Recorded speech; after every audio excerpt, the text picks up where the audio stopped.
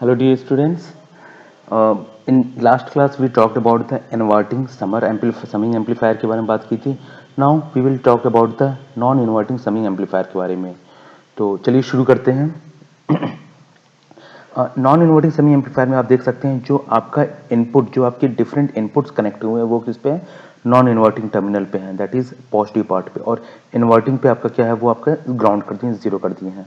ठीक है, तो आप देख सकते हैं V1 V2 V3 कुछ भी, चाहे जितने नंबर्स हो, जितने नंबर्स ऑफ इनपुट सिग्नल्स हो, आपको सिर्फ वही सेम प्रोसीजर फॉलो करना है. That is point A and point B is virtually ground होता है. इस पॉइंट ए पे जो वोल्टेज है उसे हम एज्यूम करते हैं वो VA है, और इस पॉइंट बी पे जो वोल्टेज है उसे हम एज्यूम करते हैं वो VB है.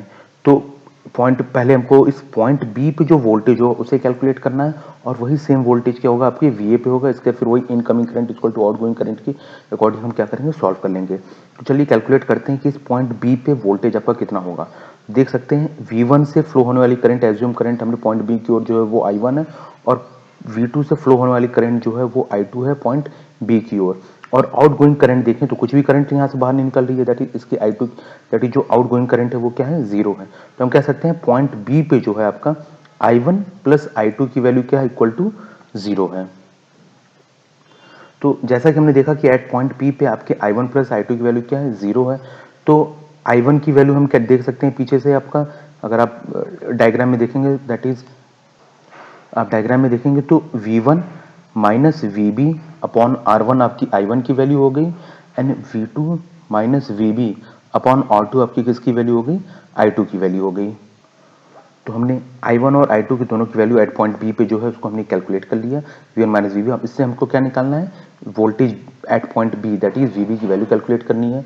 तो इसको हमने देखा कि इसको हम कर सकते हैं V1, इसको अलग अलग कर लिया, V1 upon R1 minus VB upon R1, V2 upon R2 minus VB upon R2 equal to zero कर लिया. इससे VB की वैल्यू कैलकुलेट करने के लिए थोड़ा सा ऐसे प्रोसीजर किया है.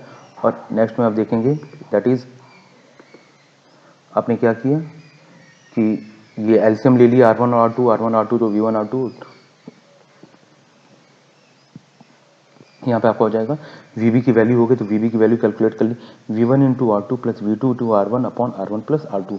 तो it is the simple procedure that you can solve. It won't be so difficult for you guys.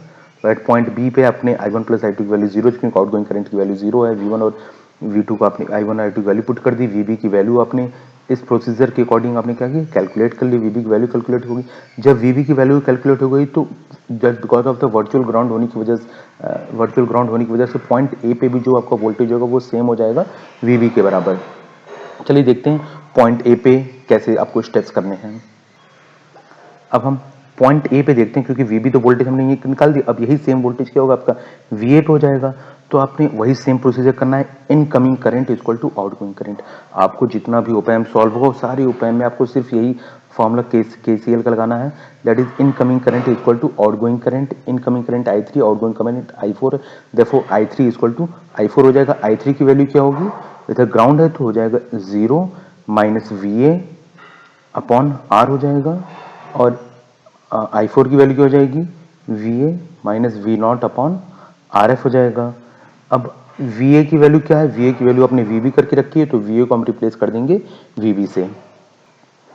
तो हम देख सकते हैं एट पॉइंट ए पे हमने क्या किया, I3 इक्वल टू I4 हो जाएगा, जीरो माइनस VA अपॉन जो अभी मैंने आपको बताया वही अभी स्टेप रहता है. तो VA को क्या करेंगे, रिप्लेस कर देंगे आप VB से, तो हो जाएगा माइनस VA अपॉन R हो जाएगा, और VA को आपने VB कर दिया, VA को आपने VB से रिप्लेस कर दिया, V0 upon R VB upon R plus VB upon R हो गया. यहाँ से आपने V0 की वैल्यू कैलकुलेट कर ली, दैट इज V0 की वैल्यू क्या हो गई, VB1 plus RF upon R. तो ये आपको बताता है this is your summing amplifier. और यहाँ पे सिंस आपके जो साइन है वो पॉजिटिव है तो पॉजिटिव बताता है कि नॉन इन्वर्टिंग समिंग एम्पलीफायर. और वैसे भी अगर आप देखें तो आपने एक गेन कैलकुलेट किया था नॉन इन्वर्टिंग एम्पलीफायर के लिए, जिसका फॉर्मूला था 1 प्लस RF अपॉन R1. तो वहाँ यहाँ पे आप इस फिगर में आपने देखा होगा R1 की जगह यहाँ क्या हो गया, R हो गया है, और आपकी फिगर में भी R1 की जगह R किया गया, इसलिए यहाँ पे R हुआ है. तो नॉन इन्वर्टिंग का फॉर्मूला यही है, बस उसमें क्या है, एक VB वोल्टेज से मल्टीप्लाइड हो गया है. So this he define use है नॉन इन्वर्टिंग जो समिंग एम्पलीफायर.